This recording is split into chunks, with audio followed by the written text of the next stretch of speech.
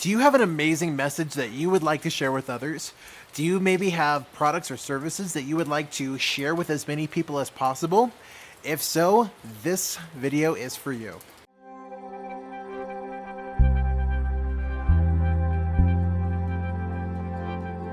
How many times have you been to someone else's presentation only to see them start extremely awkwardly? How many times have you given a presentation only to begin by saying something like, "Well, I'm so glad to see you all today. I'm glad that you're all here. Okay, let's just dive into the content here." Would you like to have a surefire way to start every presentation you give from now on with a bang? If so, you've clicked on the right video. How's it going, my friend? My name is Eric Bailey. I am the CEO of Feel Well, Live Well, one of the fastest growing mentoring, training, and personal development companies in the country. It takes a special breed of person to want to actually stand up in front of other people and deliver a message. And so the first thing I want to do is I want to acknowledge you for watching this video.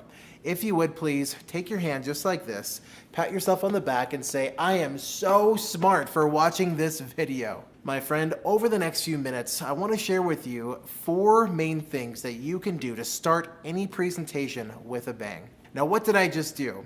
Did you notice some of the things? The first step to starting any presentation is by giving 2 to 3 enrolling questions. This is how you get your audience engaged. Obviously, not everyone is going to relate with the first thing that you're going to ask. For example, let's say that you are going to give a presentation on money and how to make more of it. You may start by saying something to the effect of, "So how many of you would love to create more money in your life? And how many of you would love to be happier? How many of you would love to have a lot more of both money and happiness in your lives?" In fact, this is the very way that one of my trainers, T. Harv Eker, starts almost all of his presentations. He asks questions to enroll all of the audience so that they then pay attention and feel more engaged with you as the presenter. From there, you want to do what's called earning the right. This doesn't have to take very long, but you want to quickly introduce yourself and your topic. You want to explain why you are there teaching what you're teaching. What gives you the right to do so? In this case, I briefly mentioned that I'm the CEO of a mentoring and training company, one of the fastest growing companies in the entire country. That earns me the right to turn around and teach other people how to do something similar. I could share a statistic of how much money I've made as a presenter. I could share all of the lives that have changed because I've been a presenter. What type of qualifications do you have, my friend? Why should people listen to you? It's important that they know this so they actually do pay attention. From there, you want to acknowledge your audience for being there. They don't have to be there. They could have been using their precious time doing some other activity, but they chose to show up for you. And so it's important to acknowledge and thank them for being there. One of the things that I enjoy doing at my classes is to actually get everyone involved and connected. And so I'll usually have them take their hands like this, wrap them around their neighbors, pat them on the back and say, "Congratulations for being here." That not only breaks the ice and kind of breaks the tension between you and them, but it also helps them to connect with the other members of the audience. Especially if they're seated close together, you want them to feel a connection with each other so that they can learn and grow much more effectively. Finally, you want to briefly explain what's in it for them. There's an old acronym called WITHM, which stands for What's in it for me.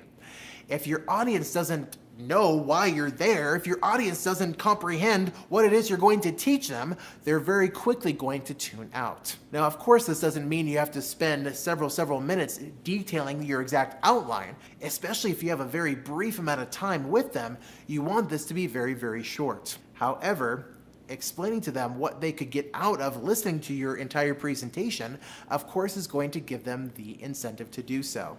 So let's review.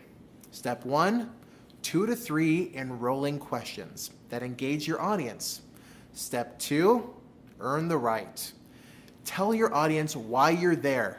What gives you the right to teach the different things that you're there teaching, and why should they listen to you? Step 3, acknowledge them.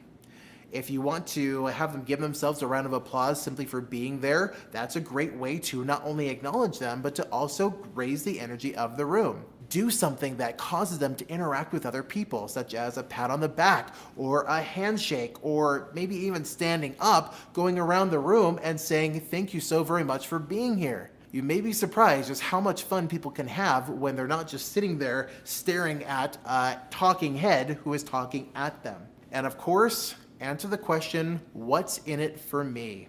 If they don't know why they're there, if they don't know what it is that they're going to get from listening to you, they're very quickly going to tune out.